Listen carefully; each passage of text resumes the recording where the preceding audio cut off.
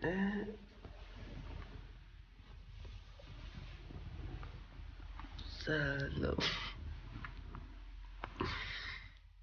چطوری طلا؟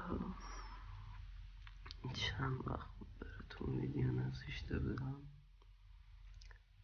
ولی از امروز شروع میکنیم با گودرت یهوی و خفن. من برم از این حالت دیدم در بیام، ببینیم خودشون فیلون. اولین ضد حالم خوردم. اولیش این بود که این پایمون رو بادم اینش که شکسته و اینک اینجا این بیلکش که گوشی رو میذاشتم توش هم نیست. بعد یه رو به وقتم رو گذروندم که اینو پیدا کنم که بازه پیدا کردم. الان یه رو وقت دارم صبحونه بخورم ورزش کنم و برم همون. هیچ کدومش نمیرسم و فهم میریم سراغ بزنیم صبحونه و سری رفتن به محله آمونه ترکیده و کلا هم میره تو کیف و فینش دارش ناموسا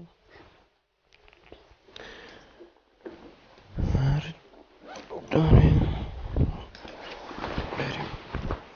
اینجا رو هم جمع کردیم دکار عادیه خاصی. لیتس گو. خب میوزیک رو بذاریم و بریم کارهای یا عوض وزن برو ولش کن. بریم پروزری یعنی واقعا بدتر از اتوبوسای سرمایه خیلی شلوغن نره. چیکار میشه توش یه دفعه شلوغه هست دیگه. این بالا 40 دفعه ریفرش بکنم باشه تماس بگیرم نکنه که میشه که خجالت سعی یعنی بریم ساعت یه 5 دقیقه از من رو مغزی بشه همین درشه بریم آخرش بریم.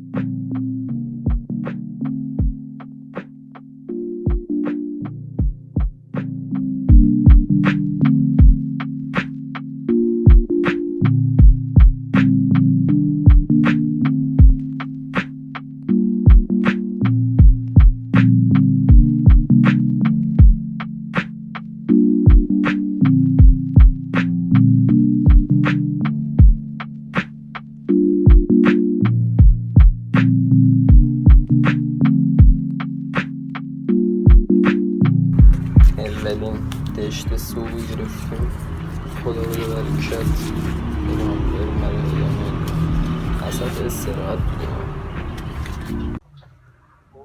کارای استوری یا آنلاین شاپ اول رو انجام دادم.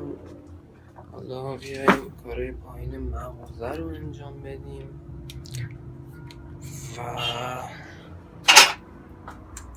همین چیز خاصی نیمونه واسه گفتم. فقط جزوهامون رو نشونتون بدم. جزوهامون رو نگاه کنیم.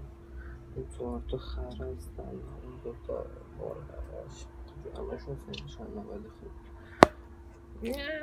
بریم.